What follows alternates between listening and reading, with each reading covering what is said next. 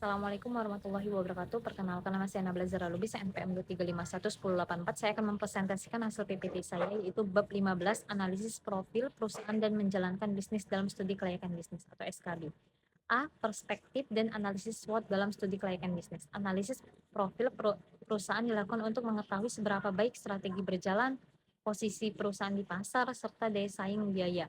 Terdapat tiga pendekatan penting, yaitu analisis SWOT, strategi cost analysis, dan comparative assessment. Baik, kita masuk ke satu, analisis SWOT. A. Identifikasi kekuatan dan kelemahan. Kekuatan adalah kemampuan dan atau karakteristik positif perusahaan seperti keunggulan inti, keuangan kuat, reputasi baik, pemimpin pasar, skala ekonomi, teknologi maju, biaya rendah, iklan lebih baik, inovasi produk, pengalaman, dan fasilitas pabrik lebih baik. Selanjutnya ada kelemahan adalah kondisi yang merugikan perusahaan seperti strategi tidak jelas, fasilitas usang, probabilitas rendah, keahlian tidak sesuai, reputasi kurang, minim penelitian dan pengembangan, citra pasar jelek, distribusi lemah, dan pemasaran kurang, serta biaya tinggi. Strategi harus dibangun dari kekuatan yang ada, sementara kelemahan harus diminimalkan atau diperbaiki. Selanjutnya B. Identifikasi peluang dan tantangan. Peluang merupakan faktor eksternal yang dapat dimanfaatkan perusahaan seperti penambahan kelompok konsumen, memasuki pasar atau segmen baru, mengisi kekosongan barang, integrasi vertikal, pertumbuhan pasar. Dan untuk tantangan adalah faktor eksternal yang dapat menghambat perusahaan seperti persaingan biaya rendah, barang substitusi,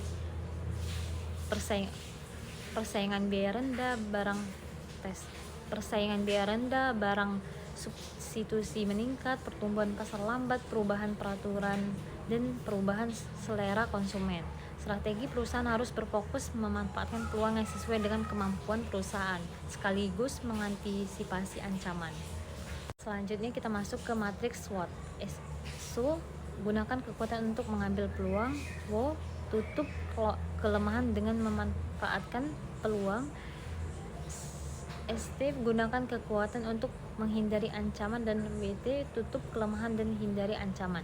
Menjalankan bisnis melalui usaha tidak selalu membutuhkan modal besar. Lebih baik memulai dari kecil dan mengembangkan setelah terbukti menguntungkan. Pengusaha harus memiliki strategi, taktik, dan ide yang jelas. Prinsip menjalankan bisnis yaitu ada mulai dari skala kecil untuk menguji pasar, kembangkan jika sudah terlihat hasil, berikan nilai tambah dan keunggulan unik, gunakan penawaran sosial atau bergaransi untuk meningkatkan kepercayaan konsumen, dan uji produk langsung ke pasar kecil dan hanya ke fokus grup. A. Merintis usaha baru. Usaha baru dapat dibangun dengan modal ide, organisasi, dan manajemen sendiri.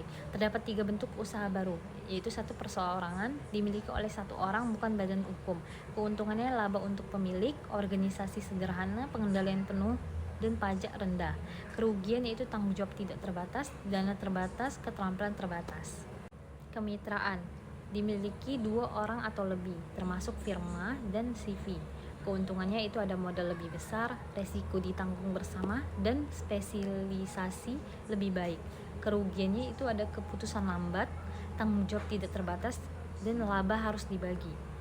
Sedangkan ada tiga, korporasi, yaitu dimiliki pemegang saham, tanggung jawab terbatas sebesar modal disetor, bentuk hukum PT, koperasi, perum, dan persero. Keuntungannya adalah satu, tanggung jawab terbatas, akses dana lebih besar, transfer ke pemilik mudah. Untuk kerugiannya itu ada biaya organisasi tinggi, resiko laporan keuangan tidak sebenarnya. Baik, sekian dari hasil presentasi saya. Wassalamualaikum warahmatullahi wabarakatuh. Terima kasih.